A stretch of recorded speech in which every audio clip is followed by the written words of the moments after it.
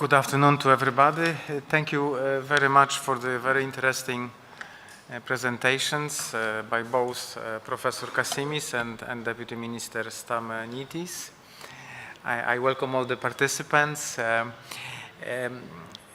a way, you have facilitated my task because the set of challenges is at the end limited. So part of my presentation will be probably shortened, because I would not like to speak about the same things. Still, let's see again at this very basic slide, which I think has been published already quite some time. We probably, most of us know it or have seen. This is the set of strategic objectives of the new CAP plans. They are divided into economic, environmental, and social. Where is the challenge? They are equally important. We cannot say one prevails the other. We probably should rather say one complements the other, and we should together make a concerted effort to try to make them as balanced as possible, because of course economic base is the basis, but without environment there wouldn't be any economics anymore very soon, because there will be no crops, or crops will be seriously affected.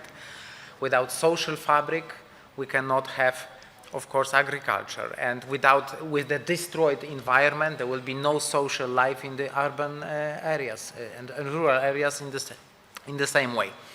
So you see, this is all like a circle. Still, there is also one cross-cutting objective, which is knowledge and innovation.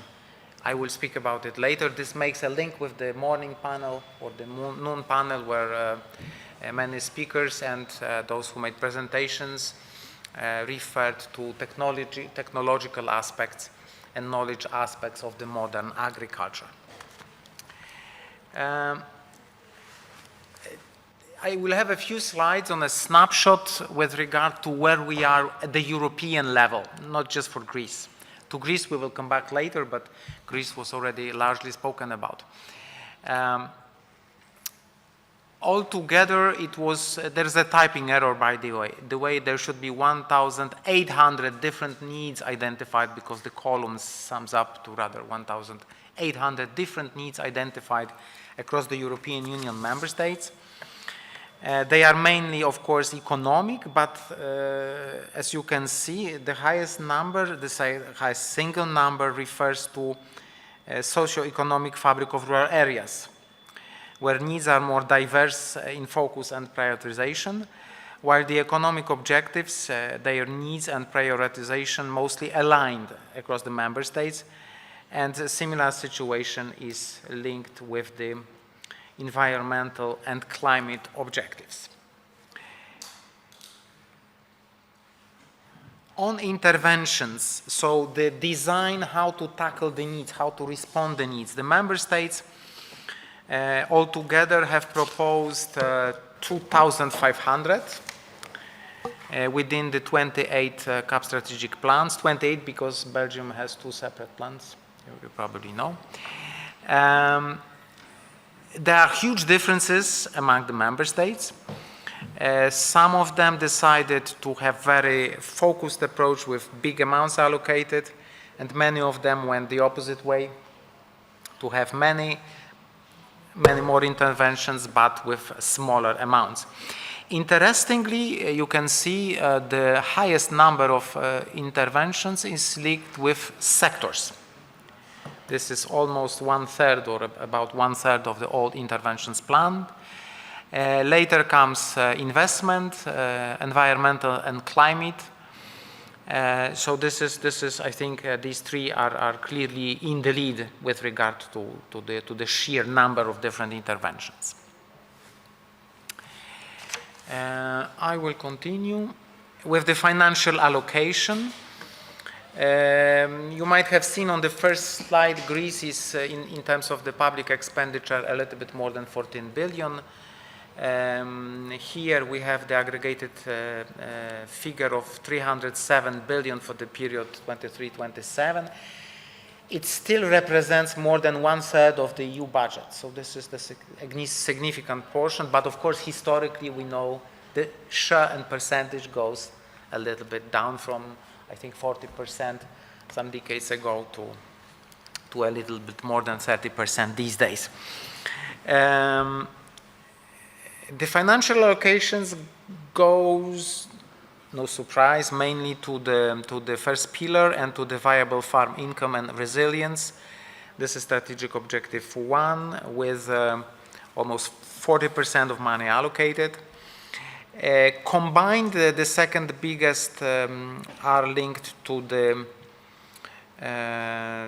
the environmental strategic objectives, so climate change mitigation, adaptation, sustainable energy, protection of biodiversity, ecosystem services, habitats, landscapes, and sustainable development and management of natural resources. Quite big also, single one, quite big is the one which promotes employment growth and social inclusion and local development. I think this is particularly relevant here in Greece, this element. We know it very well, but of course there are many other member states facing similar issues.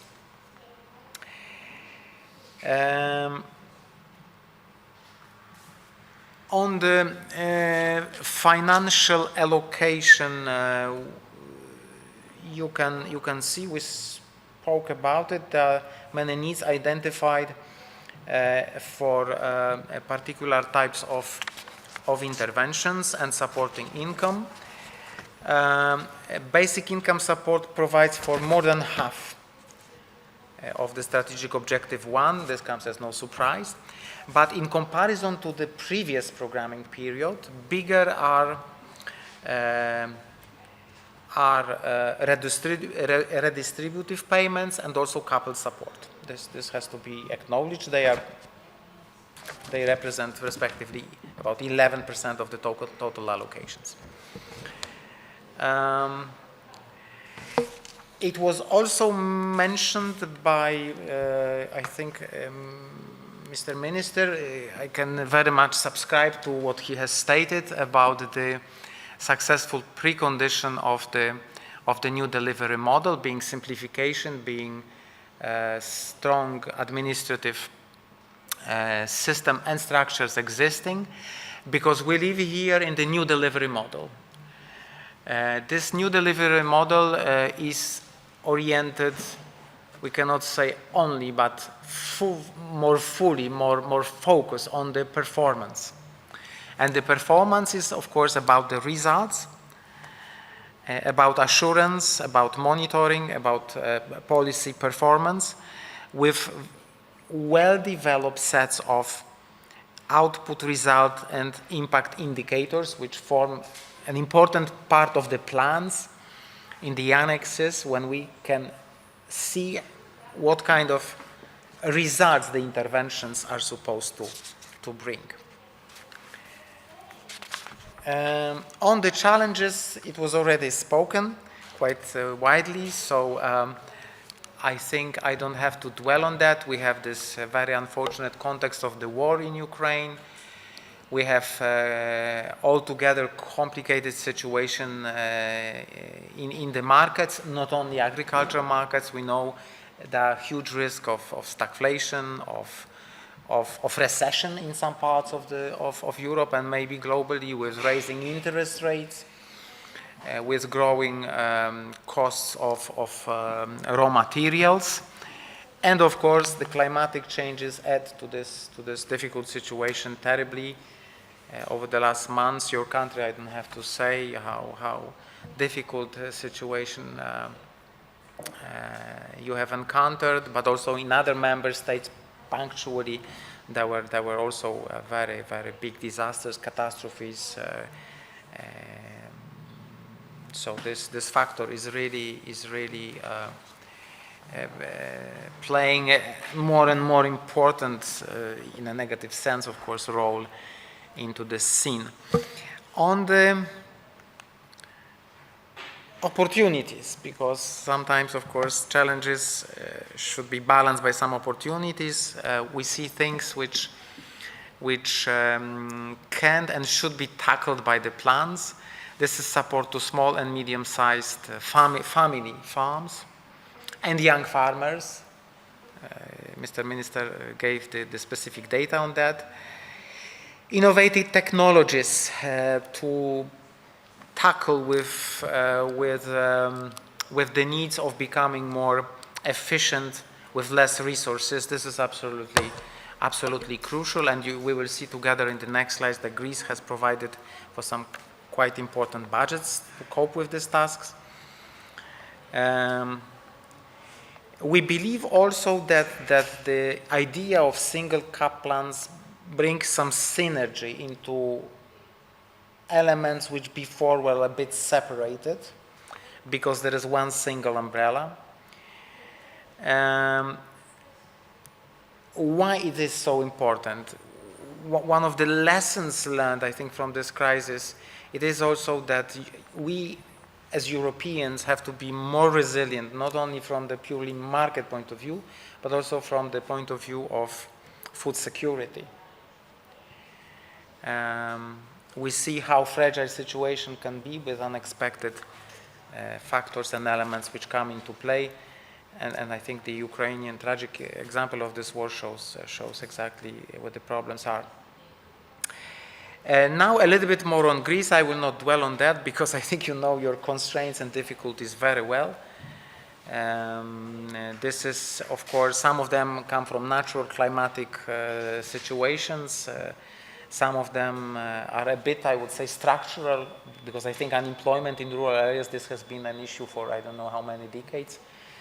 Young people, of course, being the most vulnerable and affected. Size of farms, I don't have to repeat. The average size of the farms in your country is 7 hectares, I think. But more than 70% of farms are less than 5 hectares. So this really is an issue. Technological and of innovation and its absorption. I think also, my time has elapsed, but I will just maybe say a few points in a very quick way. One of the catch-22 is that because we have less young people, the natural inclination of elderly farmers to learn new techniques and methods are probably less present. So the age factor is negative, I would say, twice. This is without any prejudice to all these farmers who are more advanced in age and still want to learn, but I think at the level of population of farmers, that's been an issue. This is not an easy thing to tackle. Still, my colleague Nico mentioned in the morning that it should be now a turning point, we believe, with the calls which have been decided, and the education training support should come to the Greek farmers really very soon. I have to cut it short because I have 2 or 3 slides on the specific amounts allocated to the young farmers, to the financial instruments, to precision farming. Look at the budget. This is really a meaningful budget. You can really do a lot of things here in Greece with this money if the money, which we believe is going to be a case, will be spent wisely and timely. The 2 elements have to come together. On the Akis training and farmers, again, the allocations I think are very solid. They should normally allow you to undertake a lot of actions, including with the support of academia. So we think there is space also for academic world to be an active player in this endeavor, with huge amounts allocated, which can be transferred into the forms of contracts, grants for good projects. I think Greece should have sufficient amounts of money, and I apologize for being slightly above 12 minutes, and I thank you for your attention.